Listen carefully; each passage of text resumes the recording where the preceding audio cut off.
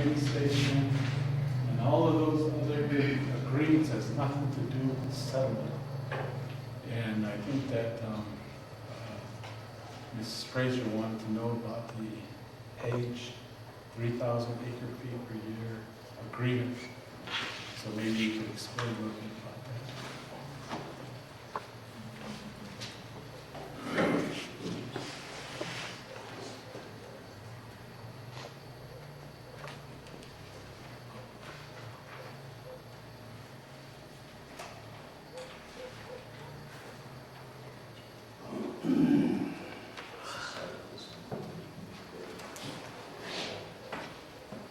Okay, as Mr. Arvizo explained, the Page generating station is located in the upper basin. And Ms. Fraser's right, all the other people are right. The Navajo Nation agreed in 1968 that the Page generating station could actually use up to 34,100 acre feet a year. And the city of Page could use up to 3,000 acre feet a year. And that's all out of Arizona's 50,000 acre feet of allocation. That is in the upper basin. That is not what we are settling or proposing to settle in this lower basin settlement. This is for another day as part of the upper basin. Provision in this particular settlement that deals with the Navajo generating station it was put in at the insistence of the Salt River Project and CAWCD, the Central Arizona Water Conservancy District, which is the operating entity of the Central Arizona Project. And that provision merely says that if the lease is extended and under the terms of the lease, the companies have the right to extend the lease another 25 years and to renew it. And that's what Navajo agreed to in '68, that water would be made available for the generating station, which again is what the lease says. Is it true that the lease is going to be up, the 50-year lease is going to be up? 2018. 2018? Yeah. And would you tell us whether if we gave that water free, they're not paying us? Can you say that? Well, when you say, did we give the water, the problem is the Navajo Nation does not have a defined water right in the upper basin. Now, most people would agree that 50,000 acre feet is intended to be primarily Navajo use. So you could say that is Navajo water, but they are not paying. But the thing though is that that is our water. I mean, that is our water in the way that we were taught from our people, That's our right. ancestors from way back. That's our water. Now, the way that I understood is that Navajo Generating Station was giving that amount of water and they're not paying us. That's correct. Yeah, That's correct. I just wanted you to say that. Well, that's fine. They are not, it is absolutely true. They are not Yeah, paying. they're not paying They're not paying Navajo for it, and there's nothing that prohibits the Navajo Nation when the lease is up in 2018. There will be a renegotiation of certain provisions in there. The Navajo Nation could certainly ask for payment at that time as part of those terms. All the Navajo Nation agreed to with respect to the 34,000 was that the water would be made available to them. Navajo Nation in 1968 did not assert this is Navajo water, you pay us money for that water, okay? So that's what they did in '68. Same thing was true, you're exactly right, for the city of Page. That was part of the Antelope Point exchange. Okay, all right. So that's that. I wanted to go back to another point that you raised concerning Arizona versus California.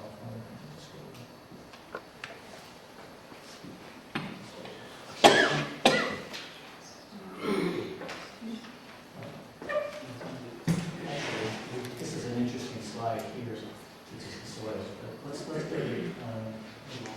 Yeah, I mean, Mr. Morgan was talking about the soils for a pipeline that are good for nappies, and I'm not exactly sure where you're talking about. This is a soils map that was prepared by Williams Brothers Engineering in the 70s. You can see the green areas are areas of Navajo Nations have good soils, and you can see there's a huge amount in the nappy area, and then in the Colorado River area, the soil survey doesn't show much in terms of soil, so I'm not exactly sure where the soils are that you're referring to. That's in the upper basin now, but again, that would be here, that would be an upper basin plain as opposed to a lower basin plain, which is what we're talking about in the south. People have talked about whether there is practically irrigable acreage that can be irrigated from Colorado River. And this is the Williams Brothers study from the 1970s, the Navajo Nation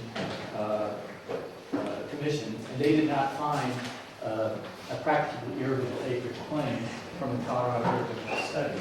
But before that, let's go back. Let me show you.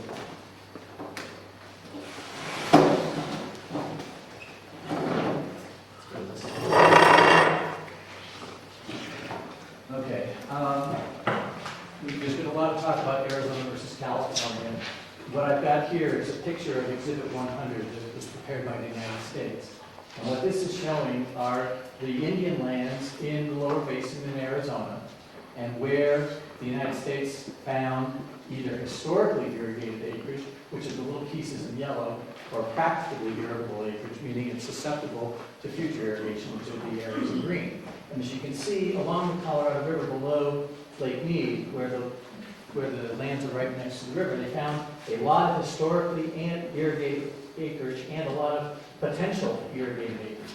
If you look at the Navajo Nation and go one direction, I think it's up, Jason. Okay, this is the same slide showing that there was this is the lower basin. All of the PIA or historically irrigated acreages are all remote from the Colorado River. They did not find a claim that could be irrigated from the PIA from the Colorado River. What's the significance of that? The Arizona versus California decision did not award the Navajo Nation any water from the mainstream of the Colorado River. And there is nothing in the decision that talks about Arizona giving the Navajo Nation 1 million acres. The special master issue is reported in 1962. The Navajo Nation wanted to file an objection to that report. They attempted to intervene in the adjudication, and the Supreme Court denied it. They said, no, you can't come in. The United States represents your claims. The United States said there is no practically irrigable acreage from the Colorado River.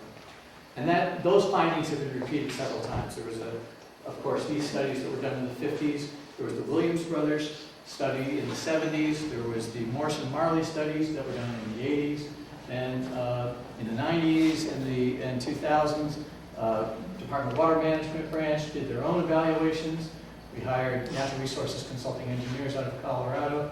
There isn't a single technical study that supports a practically irrigable acreage claim from the Colorado River. So I'm not sure we're getting your information with respect to the 1 million acre feet, but it's not in the special master's recommendation of 62. It's not in the decision of the Supreme Court in 1963, and it's not in the Supreme Court decree of 1964. So if you've got something on that, I'd love to see it. So it'd be really interesting.